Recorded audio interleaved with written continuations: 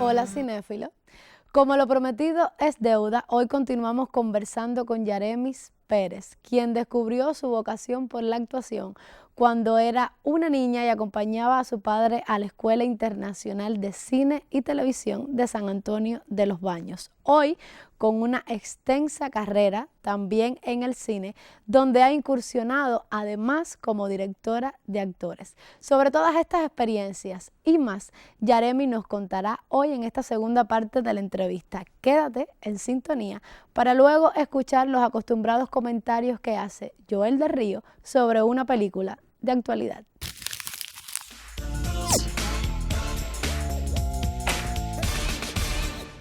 Buenas noches, estimados amigos de Te Invito al Cine. Y para no perdernos en circunloquios, que no hacen nada más que, que perdamos un poco de tiempo y no queremos perder ni un segundo, para continuar la entrevista con Yaremis Pérez, que es actriz y además directora de actrices. Y de actores, de histriones en general, de todos. Pero está bien el crédito de que tú seas directora de actores. Sí, se puede decir director de actores, se puede decir coach de actores. Coach de actores, quien los prepara. Que no. Todo eso empezó con Inocencia, en el año 2017. No, todo esto empezó desde la televisión, ¿no? En diferentes telefilmes que empecé a hacer, y uno de ellos, que no fue precisamente como coach de actores, sino haciendo casting, lo hice con Alejandro Gil, que es Línea Roja. En Línea Roja, la película, sí. Línea Roja. Después. Exacto. Salió después, pero se hizo antes. Se hizo antes, sí. Entonces, ya de ahí conozco a Alejandro y ¿Qué hace una directora de casting, Yaremi? Explícame eso bien. Selecciona el casting, selecciona los actores que puedan incorporar cada uno de los personajes. Y, por supuesto, le ofrece al director, digamos que una carpeta, un libro de diferentes opciones dentro de un mismo personaje. O sea, para este personaje te propongo en este orden, digamos, estos actores, este y este. Entonces das varias opciones y partiendo de eso el director escoge. En caso de que el director no defina, pues se hace un casting cerrado con las personas propuestas y a partir de ahí se escoge. Se selecciona. Que tienen que hacer una escena o algo así. Sí, exacto. Exacto. Pero, por ejemplo, cuando nosotros hicimos Línea Roja, eso no sucedió, no hubo que llegar a eso, ni siquiera cuando hicimos Inocencia. Cuando hicimos Inocencia, que ya entramos a trabajar directamente, entro yo en el cine, desempeñándome como directora de casting, pues se escogió directamente los actores. Por supuesto, esto es un trabajo mancomunado con el director, porque hay personajes que si el director quiere, yo quiero que lo haga fulano de tal, y ya eso, el director es el director. ¿Y no te crea conflictos de intereses? Supongo que no, porque el casting se hace antes de la película. Es decir, cuando tú haces un papel y además eres directora de casting. Ah, como en Inocencia, que tuve... no. Las veces que lo he hecho no ha sucedido... Incluso, te digo más, yo he estado como directora de casting, he estado como asistente de dirección atendiendo casting. Dentro de la película Inocencia, por ejemplo, yo hice la dirección de casting, hice la asistencia de dirección por la parte de casting hice un personaje. O sea. ¿Participa en ese trabajo Salati? porque él escribe el guión. Es muy difícil que tú no escuches su criterio. Sí, claro. Piensa bien lo que vas a decir. No, no.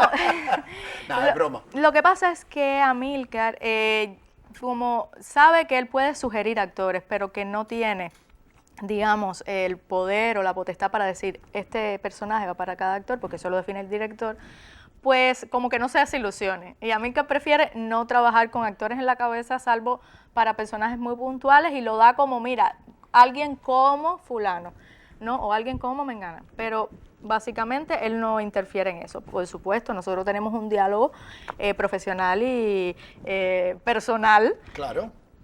Como mismo él me pregunta cosas, criterios y tal, yo por supuesto voy a él porque es el que hizo nacer el bebé. Los personajes, claro. Exacto, y partiendo de eso, por esa línea. Yareme, no es un trabajo que lleva muchísimos riesgos. Sí. Decidir el actor para cada personaje. Sí, claro. Y un riesgo de error enorme. Es un riesgo de error, pero lo que pasa es que cuando yo empiezo a hacer este trabajo... ¿Cómo tú tratas de evitar ese error? A ver. Mira, a mí me ha dado muchas herramientas el hecho de que soy profesora de la Escuela Nacional de Teatro desde hace muchos años. Siendo incluso estudiante de LISA, ya yo estaba como profesora de la escuela. Entonces, me ha dado la herramienta, primero, para conocer puntos fundamentales para poder escoger el actor, claro, porque cuando, por ejemplo, tú haces una prueba de captación para muchachos de la ENA, también estás viendo una serie de cosas, o sea, te abre como un espectro ahí. Y lo otro es porque conozco a los actores desde que se van formando. Por ejemplo, con Inocencia, que había tantos actores jóvenes, muchos de ellos eran alumnos tuyos. O los habían sido, o yo los conocía como alumnos de la escuela y vi el progreso. O sea, sabía como actores el potencial que podían tener y en qué personajes ajustarlo.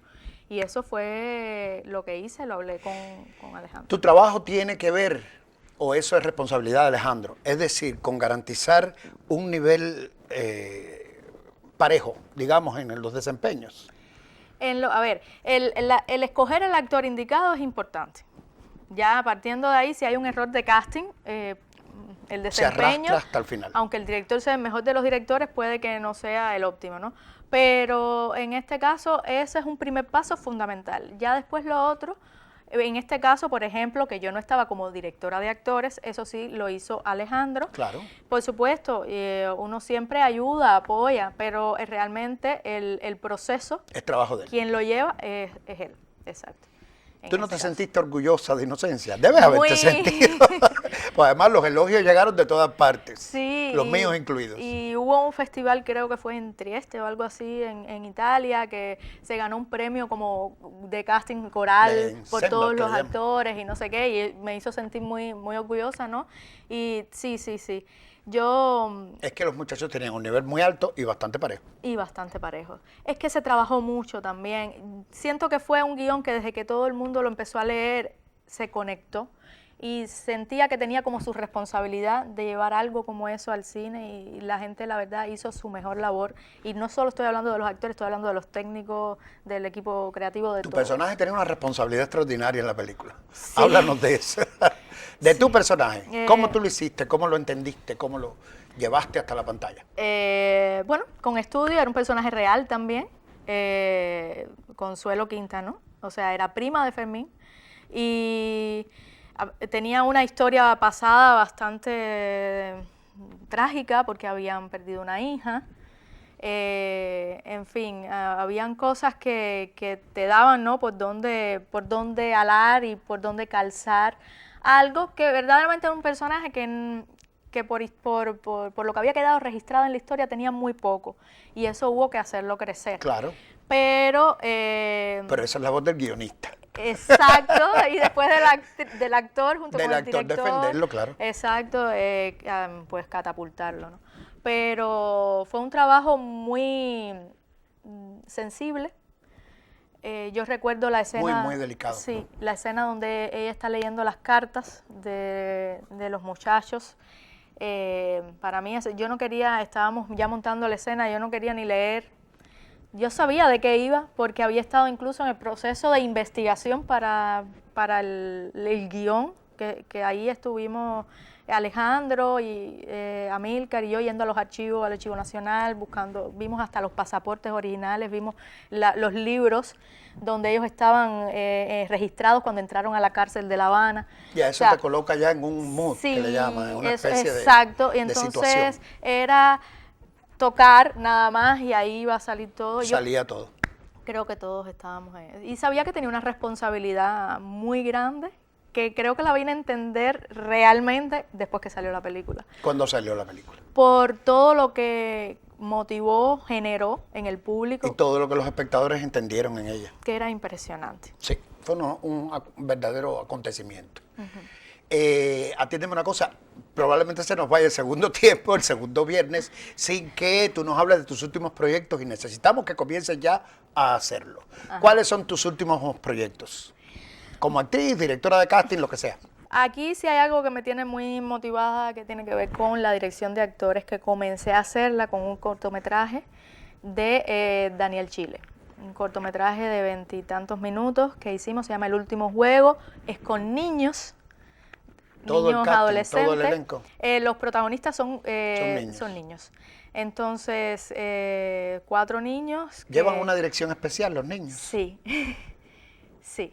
Sí la llevan, nunca había trabajado, ¿no?, con esas edades, porque a veces son edades muy complejas, porque ya no son tan niños y empiezan a ser adolescentes, entonces se te cierra muy fácil, claro. Exacto, el tema con todo esto de guardarse, de no quiero mostrarme totalmente, porque los prejuicios, las cosas, pero bien, fueron niños maravillosos, con padres espectaculares, a los que le agradezco muchísimo, y eso nos ayudó a que todo fluyera de alguna manera. Y ahí está, pronto se estará estrenando, se llama El Último Juego. Y después de esto, con Chile, repito, como directora de casting y directora de actores también, en su película Sin Amanecer, que la hemos terminado. Que es ópera prima también. Ópera prima también. Sin Amanecer. Sin Amanecer, es un thriller. Hace falta género en el cine Exacto, cubano, claro que thriller, sí. Entre muchas otras cosas que hacen falta, hace falta el género. El guión es de Amílcar también. Entonces, fue un trabajo también complejo desde el punto de vista psicológico, de los personajes, pero es algo con lo que también estoy muy contenta. ¿Con qué actores trabajaron? Trabajamos con Alberto Corona, Andros Perugorría, que son básicamente los protagónicos. Después está Laurita Mora, Jorgito Martínez. Ay, es que... En fin, un sí, buen elenco. Sí. Vamos a El Viejo. ¿Se llama así o es viejo? Viejo. Es viejo, solamente. viejo. Que por casualidad, y yo no creo en las casualidades, todo tiene un signo, una señal, indica algo, también tiene que ver con el mundo de los cuidadores y de los ancianos. Al igual que películas como la de Marilyn y la de Rudy Mora. Pregunto. No de los cuidadores, pero sí de los ancianos. De los ancianos y de los ancianos solos. O sea, de esas es decir, los personas de la sin tercera cuidadores, es peor todavía. Pues que es peor, sí. De la tercera edad que se han quedado solos.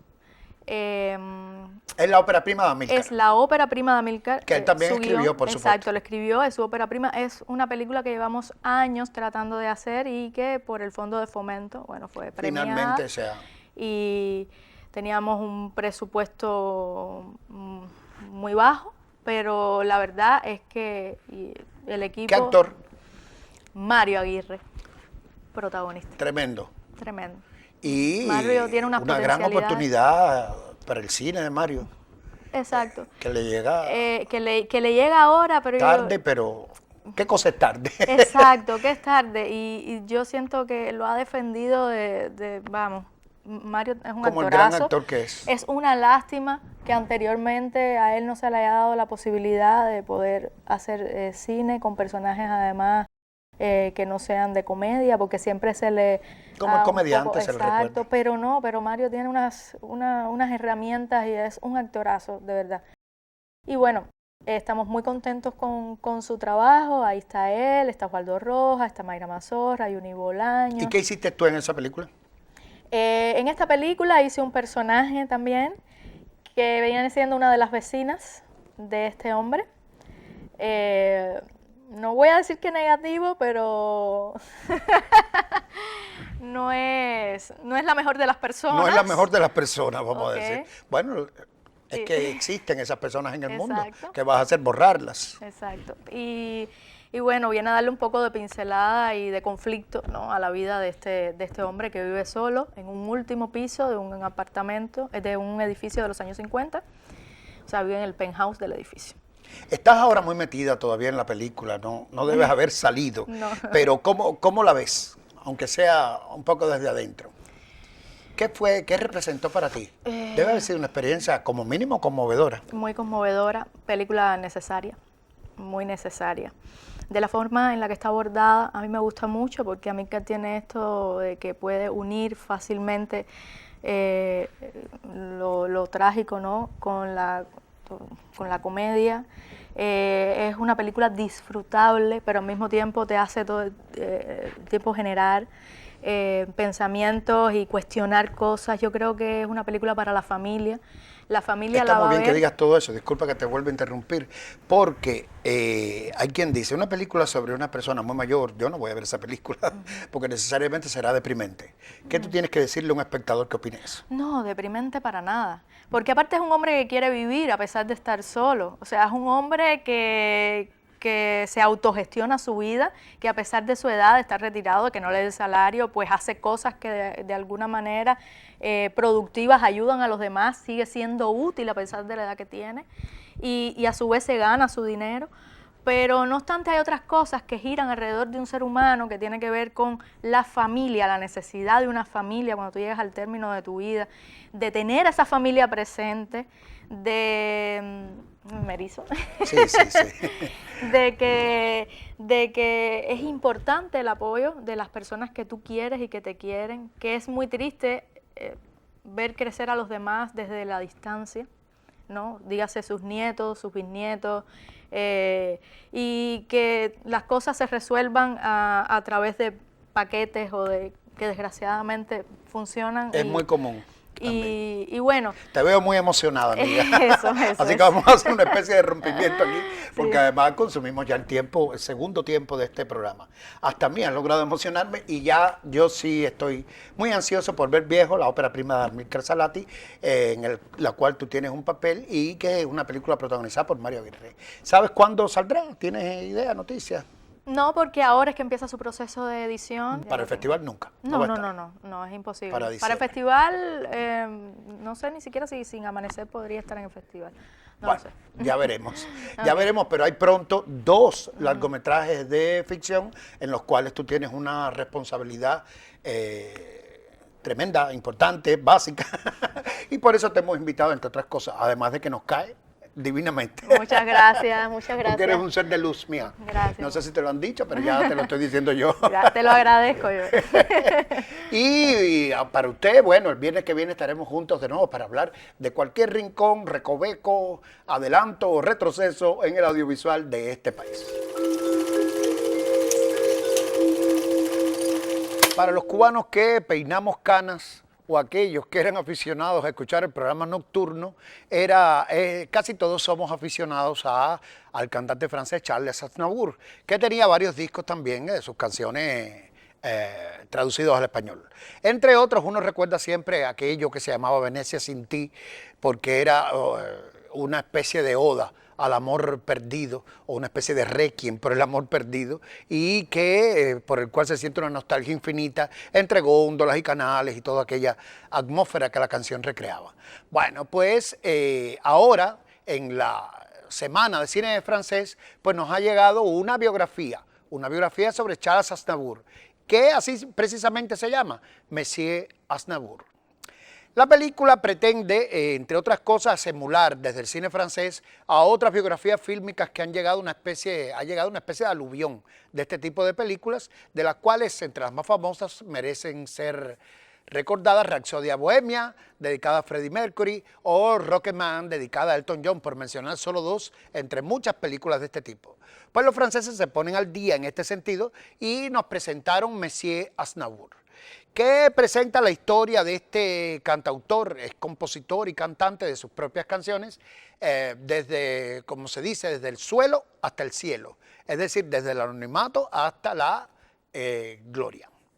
Mesías Aznavour es una película que el reto fundamental para que esa producción se concretara radicaba en encontrar al actor idóneo para interpretar a Aznavour, un hombre singularísimo como todos los artistas que en el mundo han sido. Mesías Aznavour encontró a ese intérprete idóneo en Tahar Rahim, que es un actor con un currículum bastante amplio de películas en Francia, pero que después tuvo, entre otras, recuerdo El Profeta o El Pasado, y después tuvo la idea de pensar que él iba a ser un intérprete que se iba a instalar en Hollywood, iba a lograr la fama allí, y allí le tocó coger el último de una larga cola, resultado que Tahar Rahim no encontró películas del tamaño de su talento en Hollywood y ha regresado a Francia. Y ha regresado a Francia en gloria, precisamente para interpretar a Mesías Aznavour en esta biografía que, bueno, hace lo mismo que hacen todas las películas de este tipo, ¿no?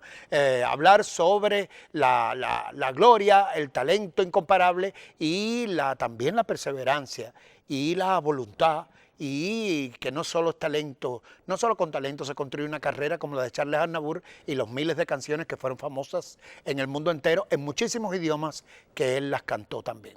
Y precisamente para esto es necesario las elipsis temporales, la historia va contándose a grandes rasgos, como se diría, o en fragmentos que tratan de ilustrar la esencia del artista, y hay que elogiar, por supuesto, la tremenda actuación de Tahar Rahim, que emprende una especie de metamorfosis física. El actor no se parece en nada a Charles Aznavour y logra una caracterización bastante completa de este cantautor que algunos llaman, injustamente, aclaro, el Frank Sinatra francés. Como si Frank Sinatra no se le pudiera llamar el Charles Aznavour de Estados Unidos. Y también sería injusto, puesto que Charles Aznavour compuso todas sus canciones, casi todas las que cantó, y hasta donde yo sé, Sinatra no compuso ni una sola, lo cual no disminuye en nada su talento, pero hay que tener en cuenta con estas etiquetas que uno a veces maneja irresponsablemente y colocando a los valores culturales norteamericanos como el centro de los valores culturales del universo todo. Charles Aznavour es uno de los grandes intérpretes que ahora cuenta con, uno de los grandes intérpretes europeos, exactamente francés, que ahora cuenta con una biografía adecuada, importante y que da gusto ver y que se titula Mesías Aznavour.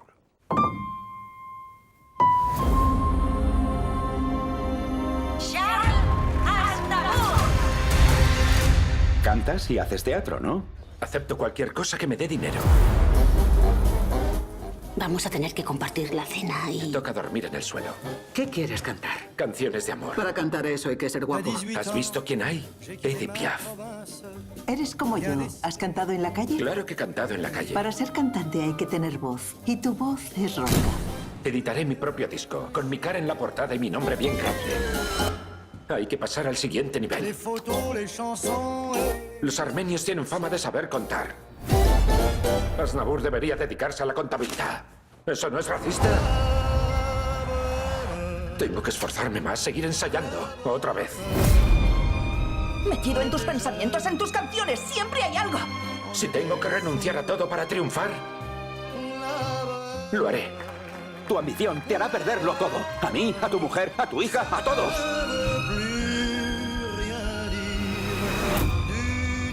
Esta noche es todo o nada.